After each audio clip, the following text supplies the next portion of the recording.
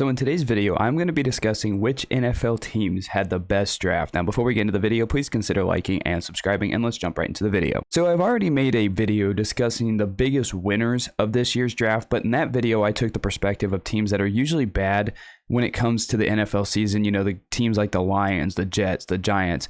I took those teams and I discussed those in a separate video because I wanted to give those teams that are usually really bad some love, and I wanted to discuss them as winners of the draft because I really do think those teams won, and I do think they had really good drafts, and you can consider them having the best drafts of this year's class. But at the same time, I've already made a video discussing them, and I find them still to be winners. But in this video, I just want to take a look at the teams that are top tier in the NFL and teams that actually had really good drafts and which teams had the best draft. My first team is the Baltimore Ravens. Now, I think the Ravens need to be put into some context for how great their draft was. The Baltimore Ravens were one of the most injured teams that I have ever seen before. I went onto their Pro Football Reference page and all I saw was red, because the Ravens literally felt like they lost every single player at some point last year. So that's the context of why the Ravens had a pretty bad season last year. They lost J.K. Dobbins before the season even started. They lost Gus Edwards. They lost Marcus Peters. Lamar Jackson was injured at times. Marlon Humphrey got hurt. And through all that, the Ravens still started 8-3 last year, and they were still a really good football team. Now, the season didn't end the way they wanted to. They finished 8-9 and lost, every game down the stretch. But at the same time, I still think the Ravens deserve a little bit of respect because I think just the injury aspect of the Ravens really hindered them last season, and I don't think they're going to be a bad football team, and I really think they got better during this year's draft. Now, there is one thing that I think is kind of fun to discuss is they probably were going to take Jordan Davis, but the Philadelphia Eagles jumped them to go up to number 13 and take him, so they didn't get Jordan Davis because that would have just made 100% sense for the Ravens. That's just a guy that you want to line up with Calais Campbell, but they weren't able to get that. But they were able at 14 to select Kyle Hamilton, and I love that pick because the Ravens, they're not going to be injured as they were last year. Marlon Humphrey's not going to be hurt. Marcus Peters isn't going to be hurt. And then you add Kyle Hamilton, who's going to be a great safety for the Ravens. I really love that pick, and that's going to help the secondary that was the worst pass defense in the NFL last year. So when it comes to addressing what they needed, the Ravens did a great job of that. I know they probably wanted Jordan Davis because it made sense, but they did an amazing job addressing that awful secondary they had last year. Again, not their fault. Injuries took a toll on that.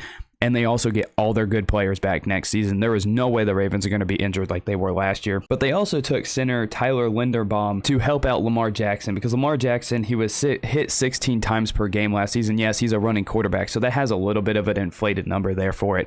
But any protection you can get for Lamar Jackson, who runs the football like crazy and is also wanting probably a huge payday. I know, the situation with the Ravens and Lamar's contract situation is a bit of a, shaky situation. It's a situation that is kind of confusing if you ask me. But at the same time, getting Lamar Jackson offensive help and also just a guy who's amazing in the run game and just can blow open holes and just help continue that amazing run offense that the Ravens love to run every single week, and also is going to help Lamar Jackson not get hit as much. That's a great pick for the Ravens. It's just going to help them have continued success in the ground game. And then they also drafted Travis Jones out of UConn. And again, when they didn't land Jordan Davis, this pick makes a whole bunch of sense. He was probably one of the better defensive tackles left.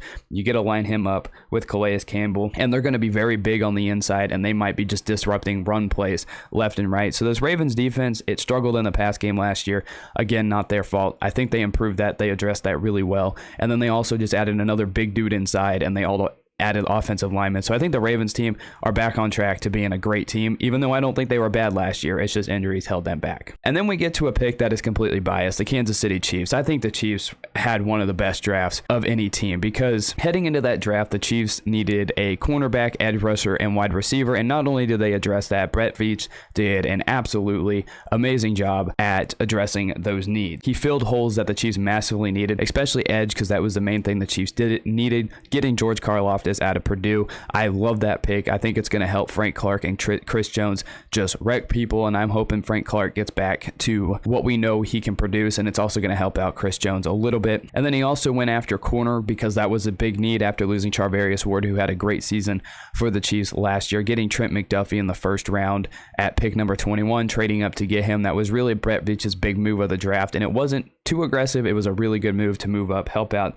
the Chiefs secondary. And again, with George Karlaftis, I want to mention him again real quick. It's going to help the defensive line. It was 29th in the NFL in sacks with only 31. So again, helping out that defensive line, again, helping out that secondary, because the Chiefs also made some pretty nice moves in the later rounds too when it came to their secondary, getting guys like Joshua Williams. But then also in the second round, they addressed what they needed at wide receiver after losing Tyreek Hill and getting Sky Moore. I'm a huge fan of that pick. I really think that Patrick Mahomes and Sky Moore have potential to do absolutely amazing things. And you get to line them up with the wide receiver room that the Chiefs had to fill this year in the offseason, adding Juju, MVS, and they had McCole Hardman already on the team. And then obviously Travis Kelce, you can't forget about him. He's probably a top receiving threat in the NFL, even though he's a tight end. So the Chiefs, they did an amazing job. Brett Veach did a great job going into the draft, addressing his needs, but also doing it in a great way. Wasn't panicked, didn't overreact, played it out perfectly, and everything that the Chiefs needed, they addressed it well, and they also added depth and got better at the holes that they needed to fill after last season. This last pick is probably going to confuse some people, and I completely understand it, but I'm going with the Green Bay Packers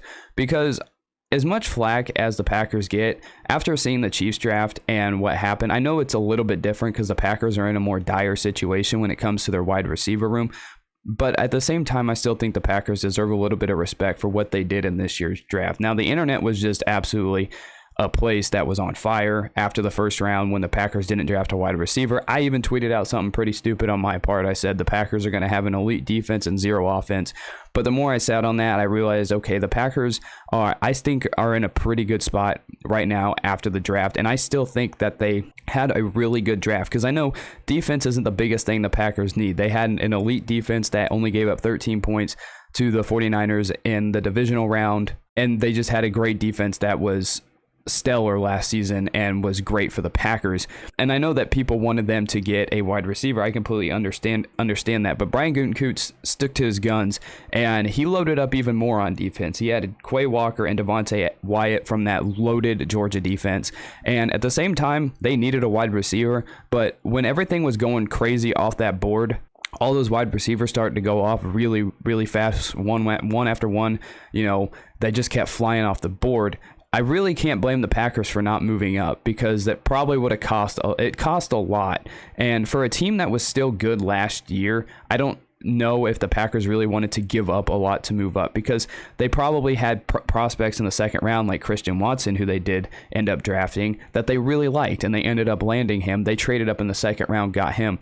And so I don't blame them because they had a great defense. I'm actually a fan of them loading up more on defense because that defense isn't going to be the problem for the Packers next season whatsoever. It wasn't the problem last year, and it's definitely not going to be the problem next year. And I'm perfectly okay with that because you have guys like Jair Alexander, Darnell Savage, Devondre Campbell, Preston Smith, Kenny Clark. You know, the Packers have a great defense, and I know that people are giving them crap for picking defense in the first round. But again, I'm okay with it because the Packers, they're going to get better. They had a good draft. I know that a lot of people aren't going to agree with me when I'm saying they had a good draft, but I don't think it was a bad idea because for some people that were Chiefs fans, they wanted a wide receiver in the first round, but Brett Veach stuck to his guns, waited until the second round, made his move then, even traded back and got the guy he wanted. Brian Gutekunst for the Packers did the same thing. He stuck to his guns, and at the same time, you have Aaron Rodgers as your quarterback. And I understand getting a guy help. I'm all in favor of getting a guy help. You know, I said the same thing about Derek Carr. You should always get your top quarterback some help. But at the same time, I still think that when you have Aaron Rodgers as your quarterback and you get a guy who's athletic like Christian Watson, who's going to help the Packers, Sammy Watkins, I really like him. Injuries are a concern, but when you have a great run game with A.J. Dillon, Aaron Jones, and then you get Robert Tonyan back, hopefully next season, I think the Packers are in a fairly solid spot. I know some people aren't going to agree with that, but I like taking the positive side of things. And just for me, I thought the Packers did great. It may come as a surprise, and some people may not like that, but I really like what the Packers did in this year's draft. But those are the teams that I personally thought had the best drafts. I know there's a lot of teams left off of this. A lot of teams had great drafts. A lot of teams had drafts that really improved their team and addressed the things that they needed. But these are just the three teams that I thought had the best drafts. Give me your thoughts down below on who you think had the best drafts, and I'll see you in the next one.